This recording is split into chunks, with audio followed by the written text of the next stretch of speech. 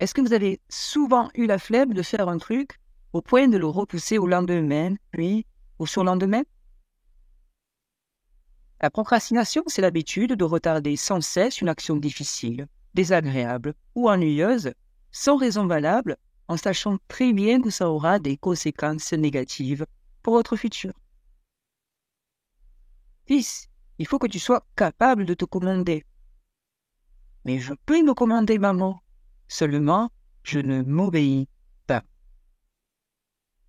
Les recherches les plus importantes dans le domaine de la procrastination mettent en évidence que la difficulté à s'obéir est probablement l'une des causes principales du report de nos actions. Et les experts appellent cette capacité à s'obéir l'autorégulation. Attention, attention, attention les amis. La procrastination n'est pas de la paresse à proprement parler. Le paresseux ne veut rien faire et se satisfait de cet état. Le procrastinateur, au contraire, souhaiterait faire quelque chose mais ne réussit pas à s'y contraindre. On ne peut pas non plus considérer la procrastination comme du repos. Quand on se repose, on fait le plein d'une énergie nouvelle, alors qu'au contraire, nous perdons cette énergie au cours de la procrastination. Et moins nous disposons d'énergie, plus il y a de chances que nous repoussions ce que nous devons faire plus tard et qu'à nous ne fassions rien. En finir avec la procrastination consiste à gérer ses émotions et non le temps. Selon les recherches récentes, la procrastination n'a pas grand-chose à voir avec la gestion de son temps. Elle est plutôt la conséquence d'une gestion de nos émotions.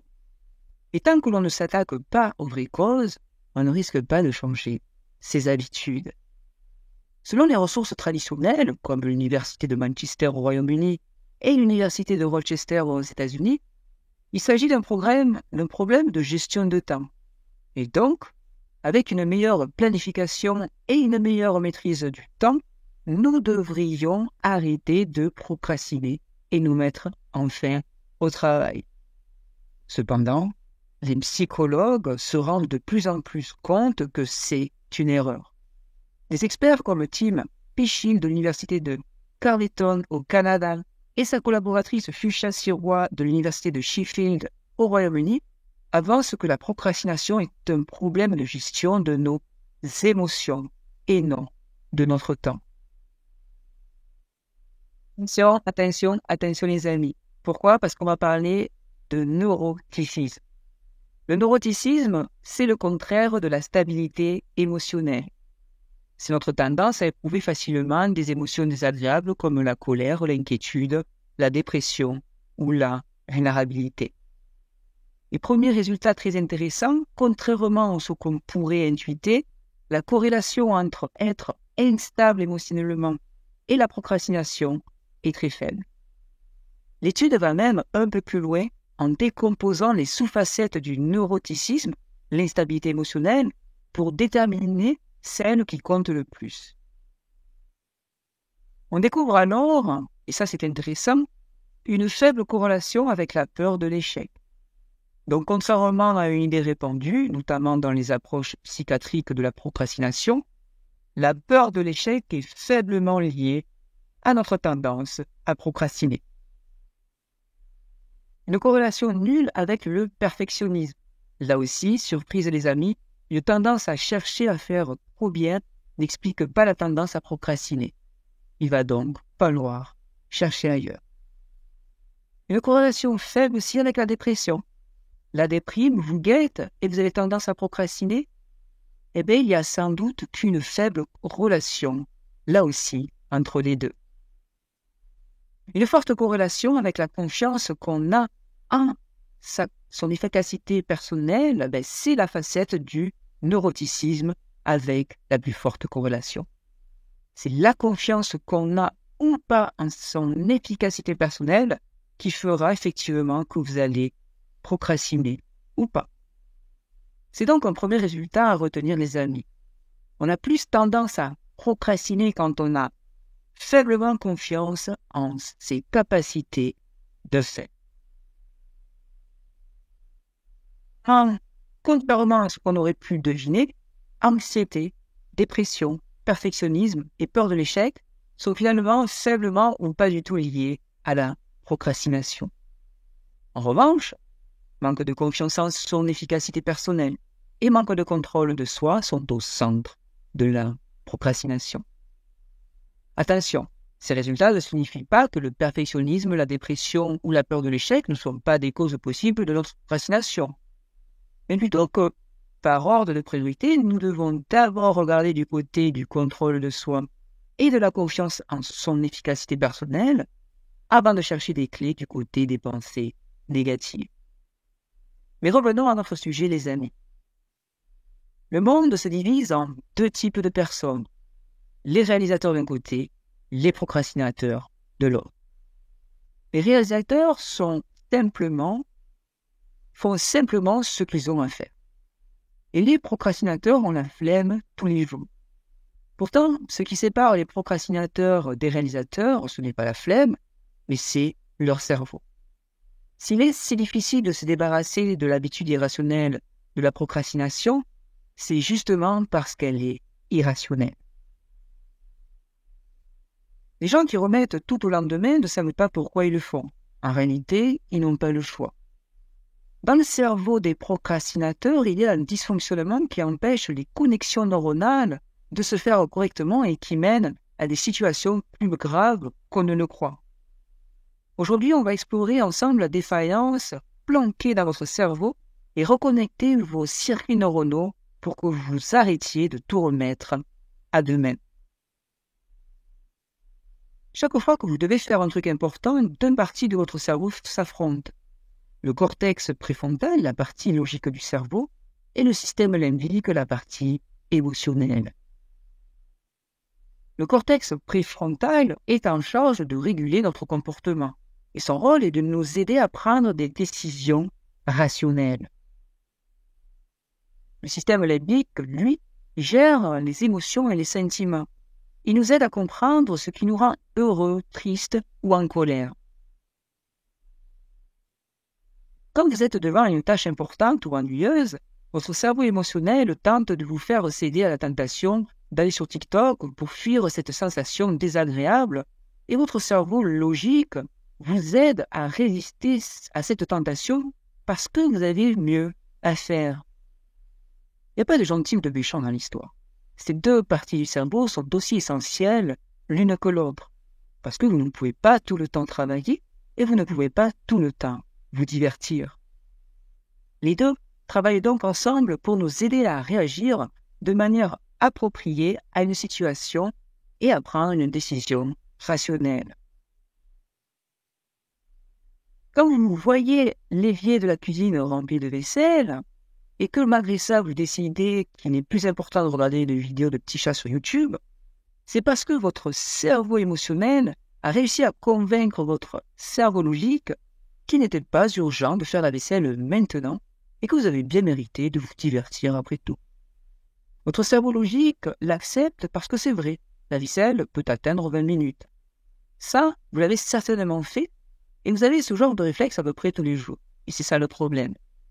La procrastination dont je parle, ce n'est pas une question de vaisselle finalement. Non, je veux parler de la procrastination chronique. La procrastination chronique, c'est quoi?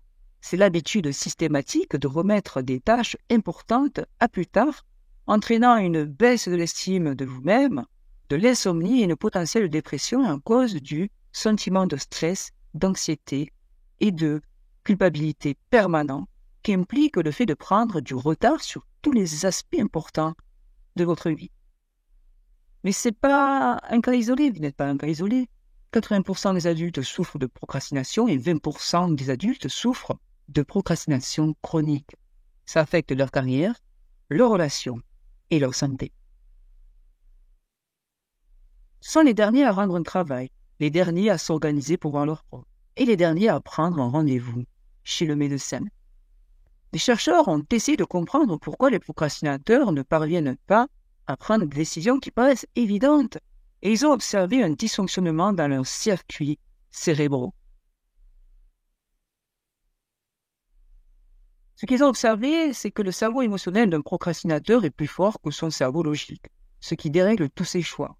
des choix émotionnels qui vont tous à l'opposé de ces responsabilités. Et j'imagine que ça vous parle aussi. Face à une tâche, quelle qu'elle soit, son système limbique détourne l'attention en exagérant l'effort qu'elle demanderait, en exagérant aussi le plaisir que procure par exemple quelques secondes sur TikTok. La procrastination, c'est donc un dysfonctionnement dans le processus comportemental, un déficit du contrôle de soi qui favorise l'émotion à la raison. Si vous vous reconnaissez là-dedans, vous savez quoi les amis, c'est une bonne nouvelle. Ça veut dire quoi? Ça veut dire que vous n'êtes pas incapable de travailler. Vous souffrez juste d'un dérèglement émotionnel dans lequel votre cerveau vous fait croire que ce n'est jamais le bon moment de faire ce que vous devriez pourtant faire. Il vous laisse penser que vous êtes trop fatigué, pas assez concentré, que vous serez plus en forme dans 10 minutes, puis dans 1 heure, puis demain, puis le mois prochain, et puis après Noël, etc., etc. Et il vous dira à nouveau tout ça demain, l'année prochaine et dans 10 ans. C'est une bonne nouvelle, les amis. C'est une excellente nouvelle, les amis. Pourquoi? Parce que ça veut dire que vous n'êtes pas un flemmard. C'est juste votre cerveau qui se joue de vous. Mais ça ne peut pas non plus servir d'excuse. Déjà, parce que le fait que ça s'applique aux procrastinateurs qu'on a observés n'en fait pas une réalité universelle. Mais surtout, parce que ce n'est pas un état permanent. Vos connexions neuronales sont plastiques. Elles changent tout au long de votre vie en fonction de votre comportement. Donc c'est par votre attitude et votre comportement, vos actions, que vous allez pouvoir renverser la tendance. Une chercheuse d'ailleurs a démontré que l'entraînement à la méditation pouvait épaissir le cortex préfrontal et renforcer sa connexion fonctionnelle avec les autres régions du cerveau après seulement 8 semaines. Je ne vais pas vous demander de méditer, mais ça démontre 2 choses. 1, vous n'êtes pas prisonnier à vie de votre incapacité à gérer vos émotions. Et vous êtes probablement responsable de cette incapacité. Il peut y avoir des facteurs génétiques, éducationnels et environnementaux, mais la plus grande responsabilité, le plus grand responsable de ce dérèglement, c'est probablement vous-même. En écoutant plus souvent ce que vous ressentez que ce que vous devriez faire, vous avez renforcé la conviction de votre cerveau émotionnel et que, quand il vous éloigne des tâches compliquées, du coup, il fait bien. C'est ce que, finalement, vous avez appris au fur et à mesure des années. Vous avez appris à votre cerveau à procrastiner. Et il est temps de faire l'inverse. Bon, on sait 2 choses, les amis. 1, vous écoutez trop souvent vos émotions et votre cerveau vous ment sur vos émotions. 2, alors on va arrêter de l'écouter et passer en pilote automatique. Faites une pause sur la vidéo. Pensez, étape numéro 0, à un projet ou à une tâche que vous savez que c'est important pour votre futur à long terme, mais que vous avez procrastiné depuis des lustres et des lustres. Une chose que vous avez en tête, quelque chose que vous avez envie d'entreprendre et que vous n'avez jamais réussi à faire. Et notez-le maintenant. Cet objectif, cette tâche doit être précis, réalisable. Et si ça s'applique, avoir une date de fin. Afin que votre cerveau émotionnel ne puisse pas vous mentir au sujet de votre avancement, votre incapacité ou le temps restant. Première étape, ayez un plan. Chaque action qui permet de mener à bien ce projet doit être écrite. Si vous savez exactement quoi faire à chaque étape, vous n'avez même pas à faire appel à votre cortex préfrontal pour connaître la prochaine. Et le cerveau émotionnel n'aura pas le temps de s'interposer. Deuxième étape, décomposer les tâches en sous-tâches, les plus petites possibles et accessibles possibles. Plus une tâche semble facile, moins votre système limbique émotionnel s'y opposera. À chaque étape cochée, le cerveau libère de la dopamine, et votre esprit va commencer à apercevoir ce projet comme faisable, et votre énergie va augmenter et votre motivation aussi. Mais, je dis bien si vous êtes submergé par votre liste de tâches, pas de panique, Bibi a fait les recherches et vous allez pouvoir utiliser la matrice d'Eisenhower. Je m'explique. Cadran numéro 1, on va parler de vos tâches urgentes et importantes. et de classer certaines de ces tâches ici. Ici, vous allez classer en fait les tâches à faire en priorité car elles ont des dates limites de réalisation très proches et sont importantes pour vos projets.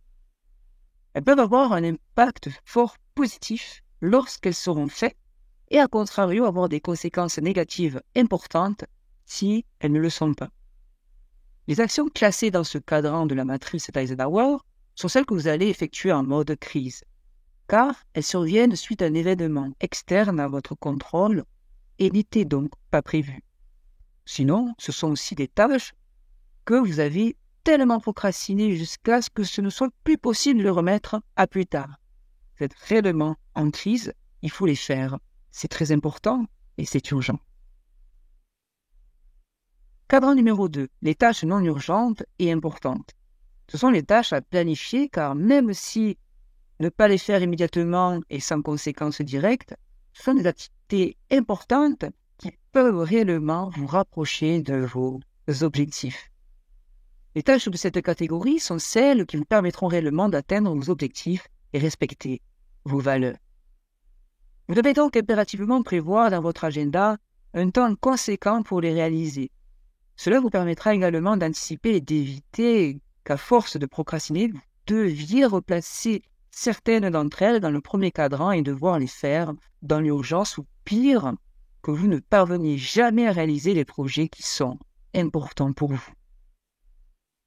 Cadran numéro 3, les tâches urgentes et non importantes. Travailler sur ces actions ne vous permettra pas, les amis, de faire avancer vos projets. Vous organiser afin de ne pas vous en occuper lui permettra de vous libérer du temps et de l'énergie que vous pourrez utiliser pour vous concentrer sur le cadran 1 et 2. Et enfin, le cadran numéro 4. Eh bien là, les tâches sont non urgentes et non importantes. Ici, mettez toutes les tâches qui n'ont aucun impact sur vos projets et les réaliser serait donc un gaspillage de vos ressources, de votre temps et de votre vie. Vous les faites pour être occupés, mais elles ne vous font pas vraiment avancer vers vos objectifs. Vous constaterez que ce sont la plupart des actions de ce cadran qui sont par exemple des distractions faites pour le plaisir ou procrastiner, et non pour avancer sur vos projets. Les tâches du cadran numéro 4 de la matrice d'Eisenhower sont celles que vous pouvez tout simplement supprimer sans pitié. Pas de pitié les amis, il va falloir trier avec une hache. Ensuite, vous aurez beaucoup plus de clarté par rapport à quoi faire, quand et que supprimer. Et là, vous allez pouvoir vous lancer. Et votre cerveau émotionnel va un petit peu perdre de son influence parce que là, vous avez remis le cerveau rationnel au commun. Au final, en découpant votre gros projet en tâches et en organisant ces tâches par ordre d'importance, vous arrivez dans ce qu'on appelle un état de flow. Je fais des choses qui ont du sens. Je me sens bien. Mes compétences augmentent et j'ai confiance en moi. N'oubliez pas ceci, les amis. L'action entraîne la motivation et pas l'inverse. Troisième étape, avant votre session de travail, donnez-vous un objectif clair. Ça peut être de cocher 3 tâches dans votre liste, de travailler 1 heure, d'écrire 1000 mots, peu importe. Si c'est chiffrable, votre cerveau ne peut pas vous faire croire que vous en avez fait assez, alors que vous êtes loin de l'objectif. Chiffré. Quatrième étape, mettez cette session de travail dans votre calendrier. Prenez un horaire où vous êtes disponible, demain par exemple ou après-demain, et créez un événement dans votre calendrier.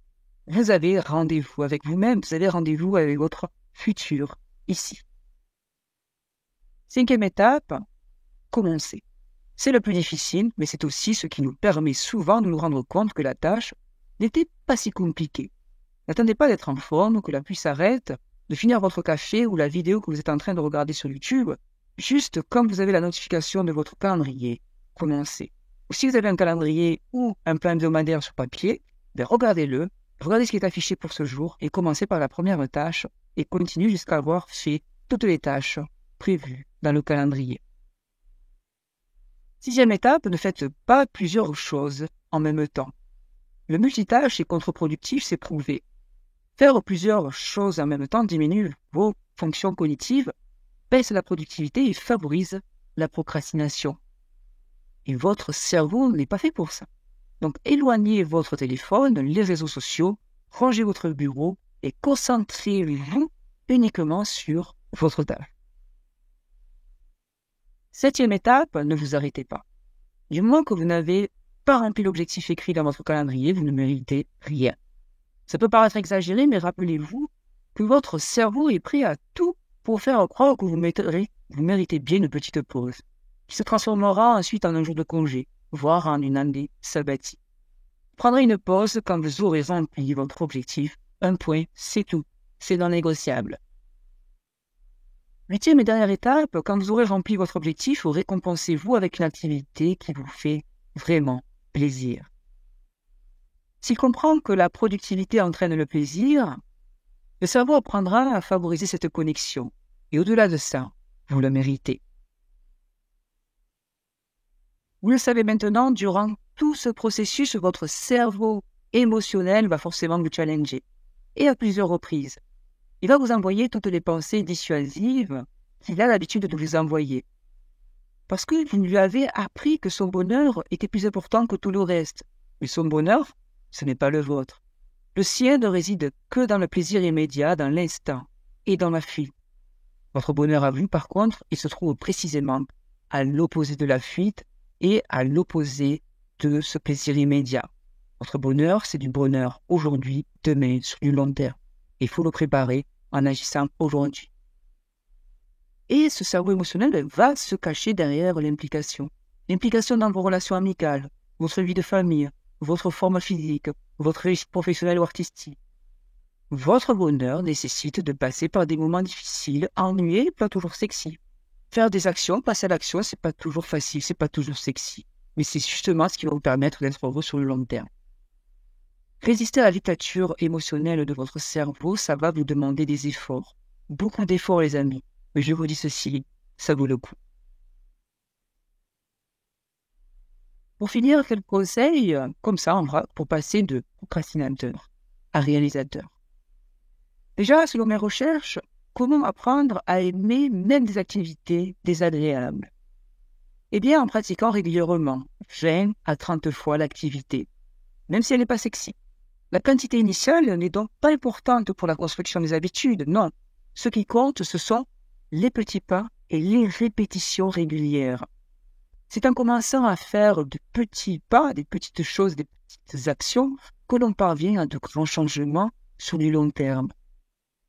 Donc, courir le 100 mètres tout de suite, ça va vous essouffler. Vous n'allez pas tenir la distance. Essayez de faire des petits pas, des petites marches, mais vous allez durer sur le long terme et les résultats, du coup, vont augmenter exponentiellement avec le temps. Comment ne pas perdre ses habitudes et les préserver durablement? Les habitudes peuvent être facilement perdues à la suite de vacances, de maladies ou simplement d'un oubli.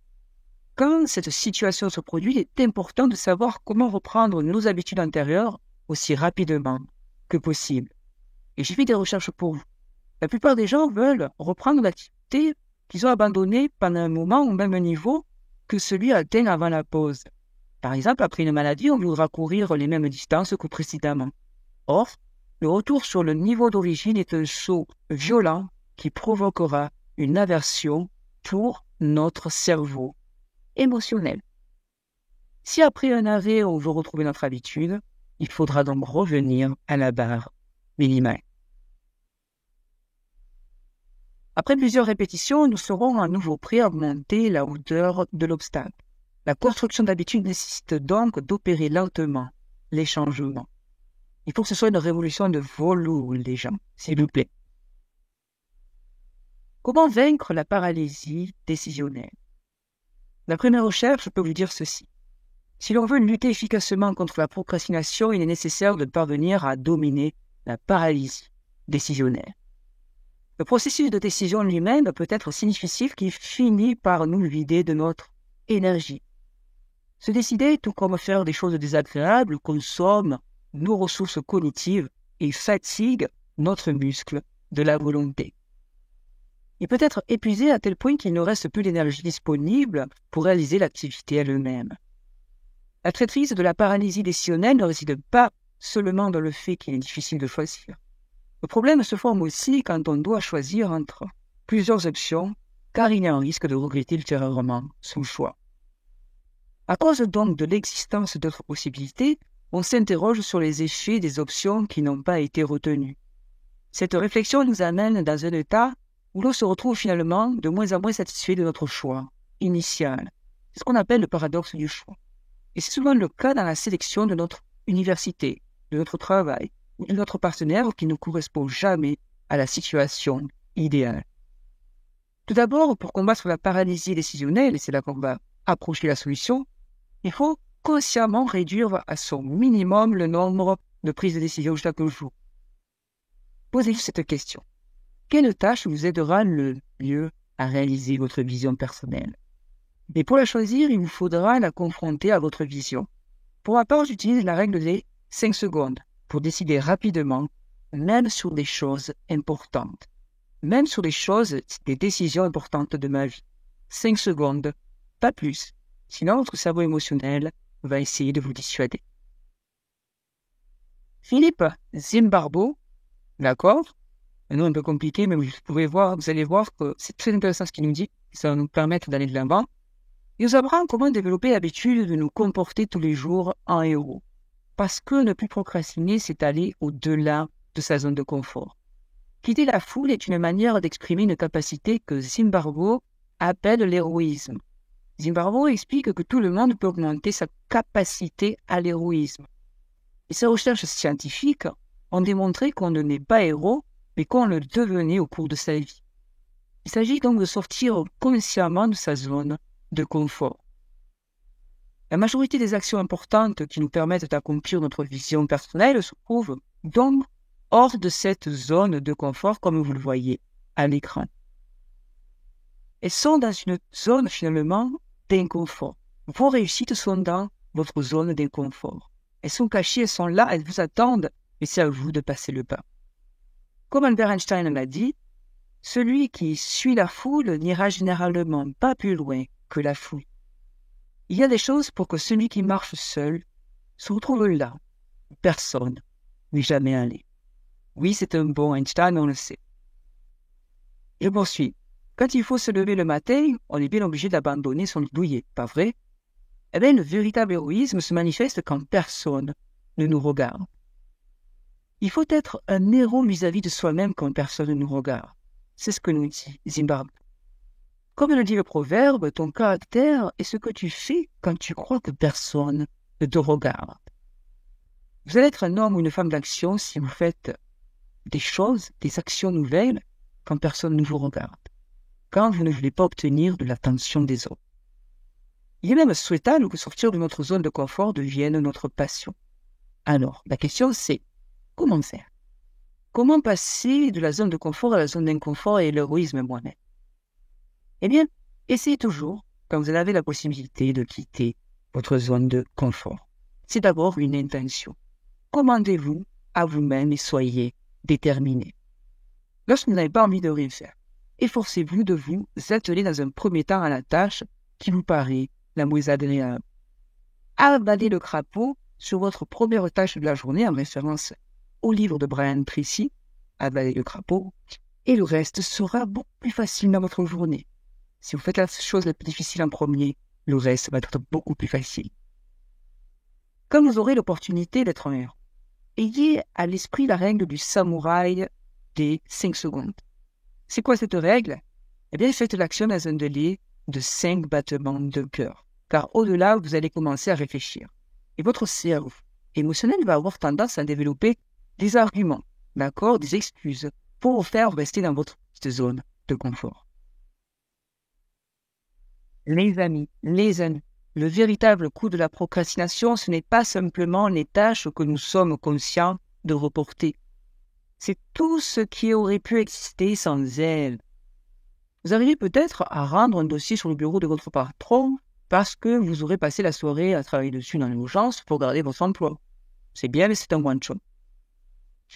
Parce que si votre unique motivation repose sur un délai, vous ne saurez faire que des projets tiennent. Or, la plupart des choses de la vie, d'après mes recherches, n'ont comme date limite que celle de votre existence. Quand la procrastination n'est pas contenue par une date de fin, elle peut s'étendre à l'infini. Vos amis atteindront, votre corps atteindra, tous vos projets atteindront, et vous trouverez une motivation qui ne viendra jamais, parce que la seule chose que vous connaissez, c'est l'obligation, le délai et la date limite. Et ça, c'est super puissant. Le philosophe Romain Sénèque nous met en garde, les amis. Tandis qu'on ajourne, la vie passe. Si vous ajournez votre vie en procrastinant, la vie passe.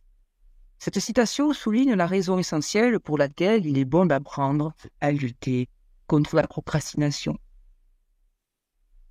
Ne devenez pas spectateur de votre vie, courant après les échéances sans laisser de place à tout ce qui n'en a pas. Si vous continuez ainsi, vous souffrirez de savoir que cette mauvaise habitude, procrastination, vous prive de quelque chose de précieux sans véritablement savoir de quoi il s'agit. Alors les amis, faites comme les philosophes du stoïcisme. Arrêtez d'être dominés par vos émotions. Soyez au contrôle de vous-même. Et j'en sais quelque chose. J'ai été le plus grand procrastinateur que je connais. Merci d'avoir écouté cet épisode. À très vite pour le prochain et en attendant, défoncez tout. C'était Mohamed. Ciao.